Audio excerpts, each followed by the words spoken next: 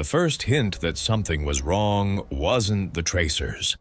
It was the look on James Swett's face when he got back. A hot gray haze hung over the strip that afternoon, the jungle around Bougainville steaming after a rain. F4U Corsairs sat in their revetments like crouched animals, oil dripping, cooling metal ticking softly. Ground crews moved between them in stained dungarees, ammo belts over their shoulders, the dull clunk of 50 cal rounds going into wing bays. Staff Sergeant Mickey McCarthy wiped his hands on a rag and watched Swett's Corsair taxi in. Swett was one of the squadron's stars, young, sharp-eyed, already with a handful of kills to his name. If anyone could make the big bent-wing brute sing, it was him. But when he climbed down the ladder, he didn't look like a man who just tangled with Japanese fighters and come out on top. "How'd it go?" McCarthy called, forcing a grin. Swett yanked off his helmet, jaw tight. "I had him," he said. "Zero filled the sight, 6 guns going, tracers everywhere, and he snapped his fingers. Slid right through it." McCarthy glanced at the ammo counters on the wing, nearly empty. He'd loaded those belts himself 2 hours before. Later, in the sweltering gun camera tent, they watched the film together. Swett's Corsair dropped in behind a twisting Zero, 6 Brownings hammering. The sky ahead turned into a glowing cage of tracers. The Zero danced inside it and flew away. McCarthy leaned closer, heart sinking. The bullets weren't missing by much, but they were missing. Again and again, frame after frame. Out on the flight line, other pilots were walking back from their planes with the same stunned expression. "I was on him, I fired, and he lived." Something, McCarthy thought, was very, very wrong with the way these guns met the sky. On paper, the F4U Corsair was everything a Marine pilot could ask for. It had that wicked gull wing, a huge engine, a top speed that could outrun almost anything the Japanese threw at it, and 6 50 caliber Browning machine guns, 3 in each wing. Each gun spat roughly 800 rounds a minute. In the recruiting posters, that added up to a flying buzzsaw. In the Solomons, it added up to a mystery. McCarthy, as an ordnance Marine, lived in the world of those 6 guns. He loaded the belts, cleared the jams, replaced burnt-out barrels.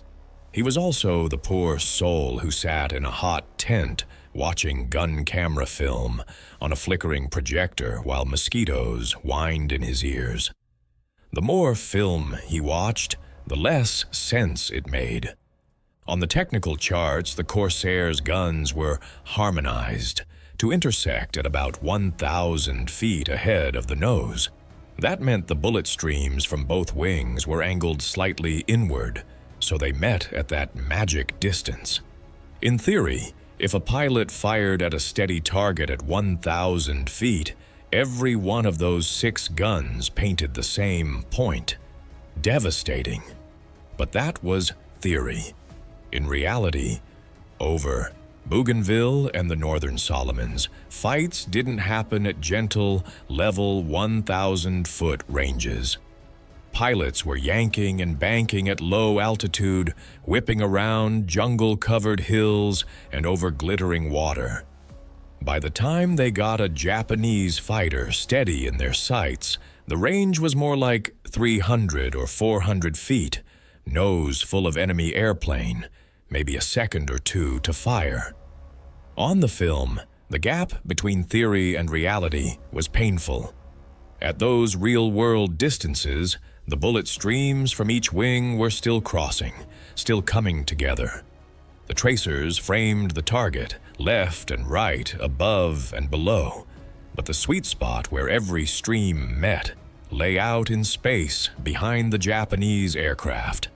At the phantom 1,000-foot mark no one ever actually used. Pilots and their instructors blamed nerves and bad gunnery. Officers talked about fire discipline, about not hosing from too far out. McCarthy saw something else: geometry. If the guns were set to meet way out at 1,000 feet, then at the 300 to 400-foot ranges his pilots actually fought, the burst wasn't a solid punch. It was a hollow cage. And cages, he realized grimly, are made to let things slip through. The next few weeks turned the phantom range from a theory into a body count. Swett's squadron flew almost every day the weather let them. Scramble, climb through boiling clouds, nose north toward Japanese fields and shipping lanes.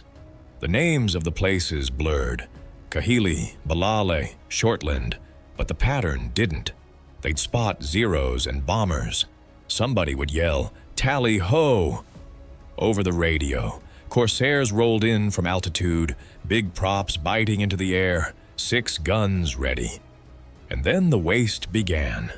From the ground, McCarthy could sometimes see it with his naked eyes. Slender lines of white tracers streaking out from the Marine fighters, fanning around the twisting dots of enemy planes. Up there, Swett and the others were doing what they'd been taught: open fire at around 800, 700 feet, walk the stream in, keep squeezing until the target broke. Too often, it didn't. Pilots came back, fuming. "I hit him. I had to hit him. I fired 3 long bursts and he just smoked a little and kept going." Ammo records told the same story: 600, 700, 800 rounds expended, maybe a damaged claim, often nothing. Then came the days when the Zeros didn't just escape. They came back. One afternoon, McCarthy watched ground crews stare at an empty slice of runway where a Corsair should have landed. The pilot had chased a bomber, fired until his belts ran dry, and then found himself alone and slow with fresh Japanese fighters behind him. They didn't miss. That night, in the gun tent, McCarthy threaded film through the projector with hands that wouldn't quite stop shaking.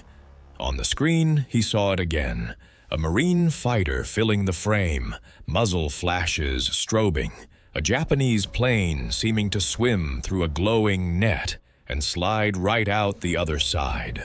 He paused the film and traced the tracers with his finger, left and right of the target.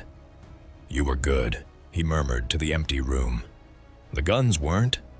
If nothing changed, he knew he'd be loading belts tomorrow for another mission flown with the same beautiful, useless geometry. And he was getting tired of meeting pilots in the morning and not seeing them at night. The idea, when it finally crystallized, fit on a scrap of cardboard. McCarthy was hunched over a makeshift desk in the ordnance shack, a bare bulb swinging overhead, rain drumming on the tent canvas. In front of him lay Corsair wing diagrams, smudged gun harmonization charts, and a battered notebook filled with numbers. He drew 2 lines to represent the wings, then 6 little X's for the guns. At the bottom, he marked ranges: 300 feet, 500 feet, 1,000 feet. At each distance, he sketched how far apart the bullet stream, perfect overlap. A tight knot of fire at 300 feet, a wide gap, enough room for a Zero to slip through sideways. He did the math again, just to be sure. The more he checked, the worse it looked. The entire system was set up to be deadly at a distance his pilots never used in real dogfights. "Okay," he muttered. "So, what if we bring it in?" He recalculated with a convergence of 300 feet. The lines looked brutal now: sharp inward angles, bullet paths meeting in a fist-sized zone, right where a Japanese fighter would be when a Corsair pilot finally saw nothing but aluminum and Hinamaru in his sight. 1 second burst, 6 Brownings, roughly 80 bullets thrown into that tiny space. At that range, he thought, you don't get a cage, you get a buzzsaw. There was a reason nobody did it. The manuals were clear. Don't bring convergence below about 500 feet. Too much inward angle could stress the gun mounts and wing structure under G-load and recoil. It was one thing to scribble in a notebook. It was another to bolt it onto a living airplane with a friend in the cockpit. Outside, engines coughed as night maintenance tests ran. Someone laughed in another tent.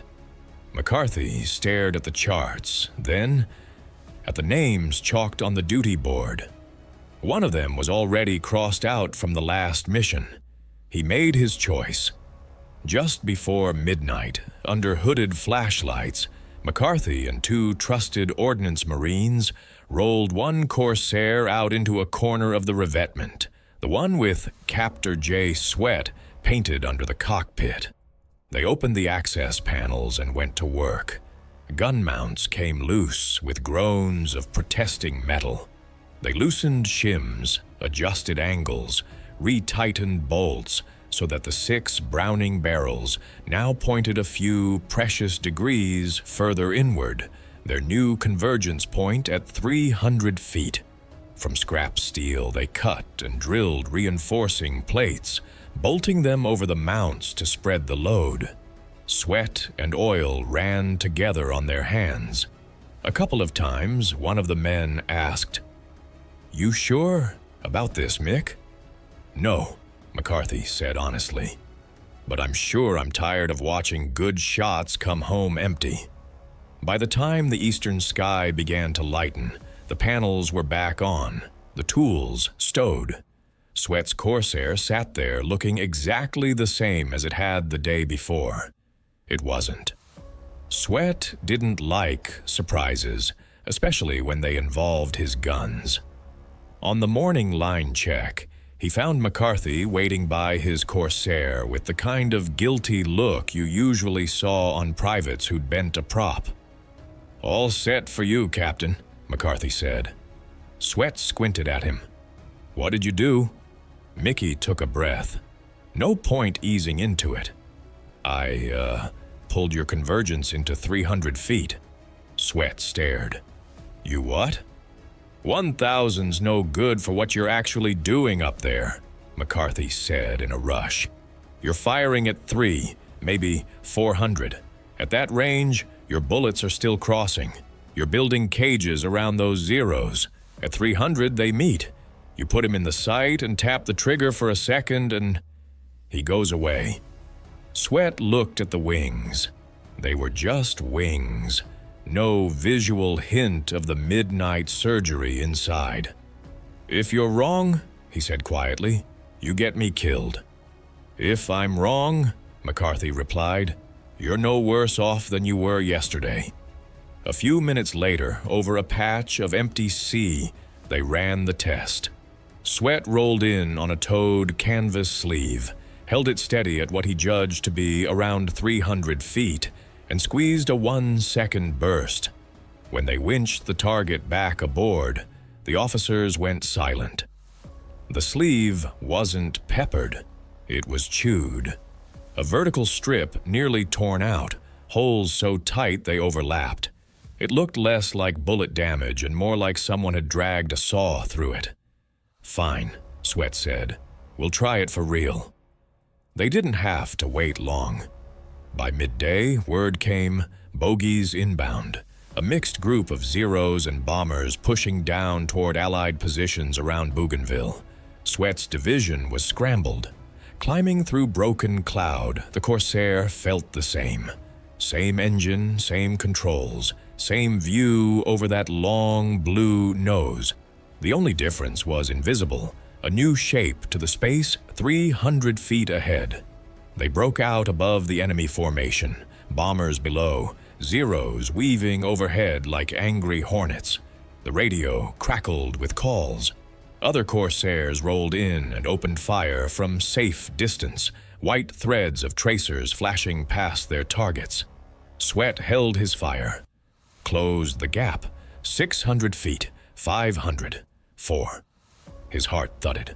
The Zero in front of him filled more and more of the windscreen. the red disk of the Hinomaru growing large enough to feel personal. 300. He squeezed the trigger. The Corsair shuddered as 6 Brownings spat fire. For 1 second, roughly 80 50 caliber rounds screamed into that tiny space.